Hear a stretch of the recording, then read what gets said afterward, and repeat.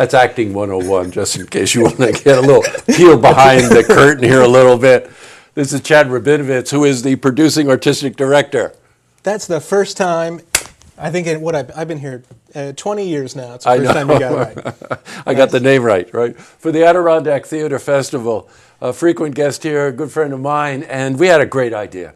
We thought, okay, the season starts in June, but how about we peel the curtain back? How about we give you an idea just about what's going on in development right now for a couple of the plays, and so that you can get your subscriptions in early. And if you do that, then you're guaranteed you'll have your seats, because as we get closer to the season and start actually marketing the individual plays, it'll sell out. Yeah, that's what happened last year. A lot of the shows sold out, so yeah, I know. Get it now. The amazing growth with Adirondack Theater Festival. Thank you. It's really, so much of it is your work and the work of your team. How's it feel? It's fun.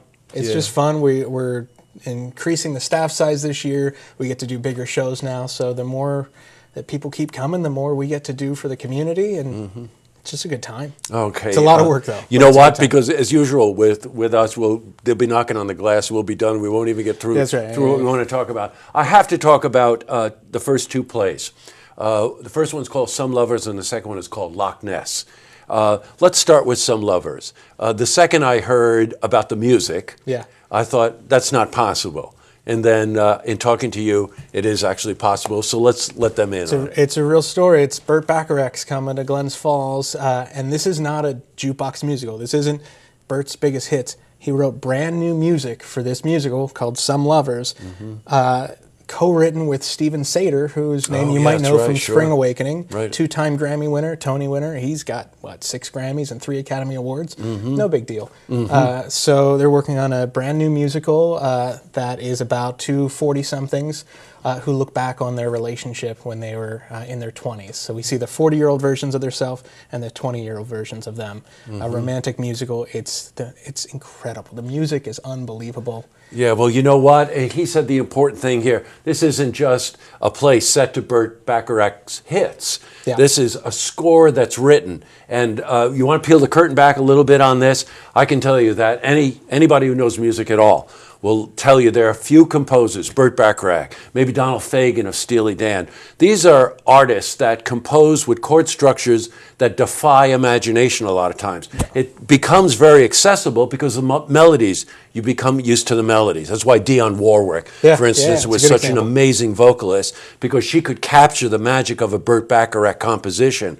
So the musicians, horn section? Oh, yeah. I would not do it without a horn section. There's 8-piece band on this. We actually, Stephen was so concerned that this music, he said, is some of the hardest that any actors have ever had to learn. So we have an extra week of rehearsal just to be able to handle the complexity of Burt's music. Now you're opening the season with this, right? Yep. Now the season opens, by the way, mid-June, right? June 14th or something? is preview. June 15th we open, runs to the 23rd for Some Lovers. Oh, so you're going to have a lot of performances? 9 performances? Yeah, something like that. 9 performances, I think. Great, great. It's going to be a big one. This one is going to sell out immediately, just in terms of the music alone, but the storyline is wonderful. How many 40-year-olds wish that they could go back to being 20 again, or how many 20-year-olds wish they had the experience of being 40? What if you're just in your late 30s and stuck like me? I don't know.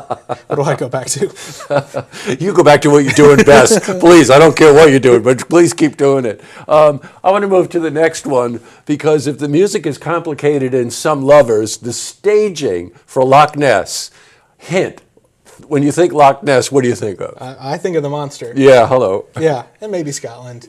So giant monster. We can't do Loch Ness without a monster, and we're getting a company that specializes in creating those Broadway puppets to develop and create a brand new one. Again, we have to have a separate week of rehearsal just for our actors. 12-person cast working with the learning how to use the puppet, which has never been made, never been done before. So it's not like Little Shop of Horrors where you rent that giant, yeah, that's right, sure. First off, that's going to look small compared to this. But also, we are creating that from the ground up. And that's the process when you're saying peeling back the curtain. That's where we're at now. Having creative discussions, not only who the cast will be, but what's the company that we'll use, and what is this puppet going to do? Do we need its eyes to light up? Does it need to be able to sit down, roll over? How tall can we make it? Because we also have to rehearse with it in our space. Right. So this is going to be this large-scale, think Disney-style, like a Wicked-style Broadway-esque musical. We've got a commercial producing team developing it here in Glens Falls, and then moving it on after that. So now, will this be multiple actors to make this puppet work? Every single actor in the cast ends up manipulating the puppet at some point in time, and it takes multiple people to do it. It'll be that big. Got it. Okay, so the typical hand puppet thing is a little bit on the small side here. Oh, it's 14 feet long and only the head moves. No. We're talking about a real interactive experience here. What's the storyline for this one? It's about a 12-year-old girl, Haley, who loses her mother, and in search for her, stumbles upon the Loch Ness Monster. And together they end up on this epic adventure to save the monster and to try to find her mother. Oh, I love it. Okay, we're not going to tell you any more about it because then we'd be giving the storyline away. It's family friendly, though. You know, as I knew we would run out of time, so we're going to have Chad back again to explain a little bit more about the other two. One is called Jedi Handbook, great title, and Front Page Flow, which I had to ask him a couple of things about, but storyline on that is wonderful. Big musical, right? Golden Era tap dance musical, cast of 13, huge. Oh my God, I love it. It's going to be a big season. The reason we're doing this, like I said, is you can find out a lot more by going to, what's the website? atfestival.org. Okay, atfestival.org. And you can get your tickets through subscription now. There's a lot of reasons to do that, saving some money, getting the best seats, getting in early so you don't have to say, oh my God, I missed that one. Because I think of any play, Tesla proved that you better get out and get subscriptions. I got a lot of nasty phone calls of people who didn't get into that. Yeah. We extended it as long as we could. So. Yeah, I know you did. All right, Chad, great to see you. Hey, you too. Yeah, thanks for coming in.